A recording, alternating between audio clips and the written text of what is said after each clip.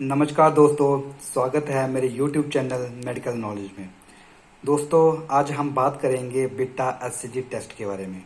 क्या होता है, क्यों करवाया जाता है और डॉक्टर इसको टेस्ट को कब लिखते हैं। दोस्तों, जो बीटा एचसीजी टेस्ट है बेसिकली ये ड्यूरिंग प्रेगनेंसी करवाया जाता है। जब प्रेगनेंसी कंसीव होती है उसके ठीक एक या 2 हफ्ते के बाद इस टेस्ट को करवा सकते हैं, ताकि ये चेक किया जा सके कि फीमेल प्रेग्नेंट है या नहीं है।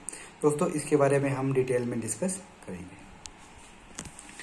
तो बीटा एचसीजी जो टेस्ट है इसकी फुल फॉर्म है बीटा ह्यूमन क्रोनिक गोनाडोट्रोपिन। दोस्तों, ये एक हार्मोन है जो कि सिक्रीट होता है प्लेसेंटा से। दोस्तों, इसका जो फंक्शन है वो बेसिकली जो जायकोट है उसको न्यूट्रिएंट प्रोवाइड करना होता है। जब प्रेगनेंसी कंसीव हो जाती है उसके बाद जायकोट को जो न्यूट्रिएंट है वो बीटा एचसीजी टेस्ट के द्वारा दिया जाता है। जब प्लेसेंटा फंक्शनल जब होता है वो उसको फंक्शनल होने में 2 मंथ्स लग जाते हैं, और 2 मंथ्स तक जो बेबी को न्यूट्रिशन है वो बीटा एचसीजी जो हार्मोन है इसके द्वारा ही दिया जाता है। दोस्तों, beta HCG is a test that measures the amount of HCG in the blood. This hormone is produced as soon as 10 days post conception and an above normal level can confirm pregnancy। दोस्तों, जब normal level से ये above ऊपर चला जाता है इसका level HCG का, तो हम ये मान के चलते हैं कि जो फीमेल है वो प्रेग्नेंट है। दोस्तों, हम थोड़ा सा डीप में समझेंगे कि जब एक फीमेल का पीरियड्स आते हैं उस पीरियड्स में जो ओव्यूलेशन होता है दोस्तों, जो जहाँ पे प्रेगनेंसी कंसीव होती है उसमें 14 डेज लगते हैं। और ये टेस्ट हमें कब करवाना चाहिए? ये टेस्ट दोस्तों बेसिकली 2 फॉर्म में आता है, एक तो ब्लड सैंपल में आता है और एक यूरिन सैंपल में आता है। ब्लड सैंपल हम सीरम ले सकते हैं इसमें रेड टॉप में, और इसको हम डिटेक्ट करवा सकते हैं थ्रू प्रोसेसिंग। और ये यूरिन का सैंपल होता है दोस्तों, ये हमें जो मॉर्निंग का पहला यूरिन होता है उसके साथ हम इस प्रेगनेंसी किट से टेस्ट कर सकते हैं। दोस्तों, ऑब्लिगेशन क्या होता है दोस्तों, जब आपका पीरियड्स जो पीरियड्स हैं, पीरियड्स के 14 डेज के बाद हम क्या करेंगे, उसमें 8 डेज प्लस कर देंगे, और जो डेट निकल के आएगी उस डेट में हम ब्लड टेस्ट दे करके ये कंफर्म करवा सकते हैं कि बीटा एचसीजी का लेवल जो है वो इंक्रीज हुआ है कि नहीं। अगर इंक्रीज हुआ है तो ये माना जा सकता है कि जो प्रेगनेंसी है वो हुई है। और यूरिन सैंपल जो दोस्तों वो हम उसमें 14 डेज प्लस करेंगे।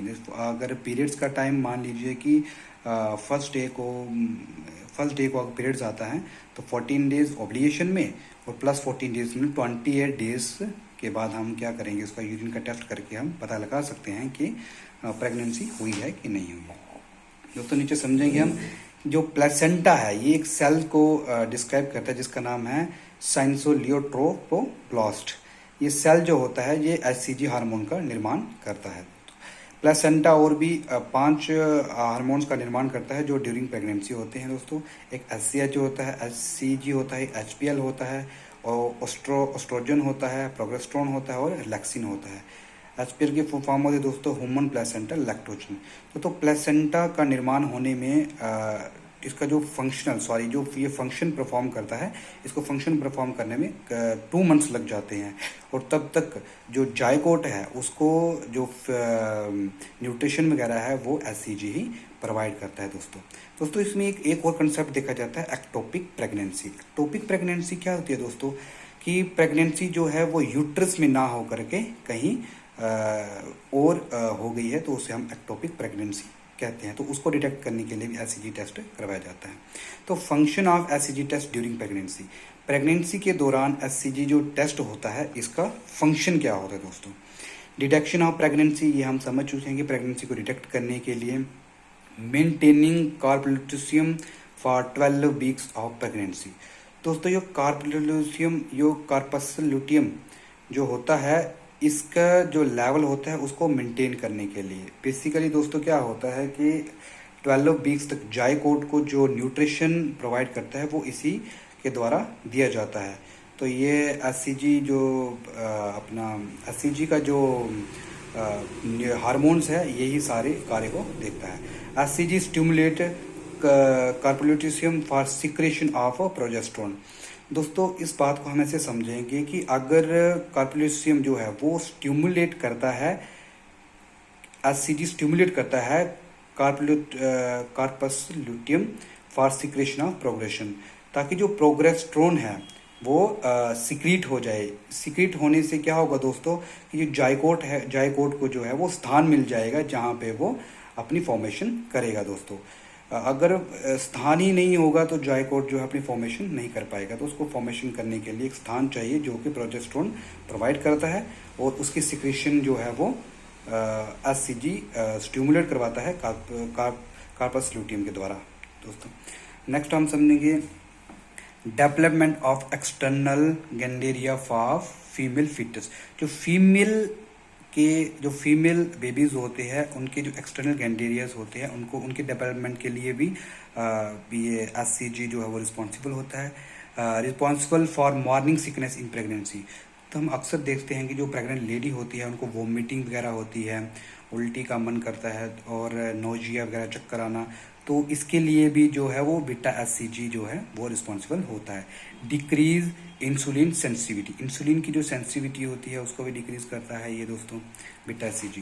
दोस्तों जो बीटा एससीजी का लेवल होता है जब 2 मंथ्स की प्रेगनेंसी होती है तो सबसे हाई लेवल होता है दोस्तों, इसका होता है 120 से लेके 130 इंटरनेशनल यूनिट पर ml।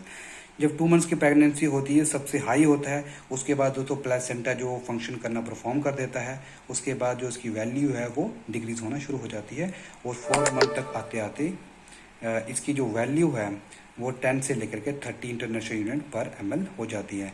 मैक्सिमम लेवल दोस्तों जो बीटा एससीजी का है वो 100 से लेकर के 200 इंटरनेशनल यूनिट पर ml माना जाता है। दोस्तों बीटा एससीजी टेस्ट बहुत ही इम्पॉर्टेंट टेस्ट है जो फंक्शनल प्रभाव परफॉर्म करता है ड्यूरिंग प्रेगनेंसी। तो जैसे ही प्रेगनेंसी कंसीव हो जाती है तो उसके बाद बीटा एससीजी टेस्ट के द्वारा हम ये कंफर्म कर सकते हैं कि जो फीमेल है वो प्रेग्नेंट है कि नहीं है। दोस्तों कैसी लगी मेरी जानकारी? अगर अच्छी लगी हो तो वीडियो को लाइक, शेयर और सब्सक्राइब जरूर करें। Thank you for watching my channel.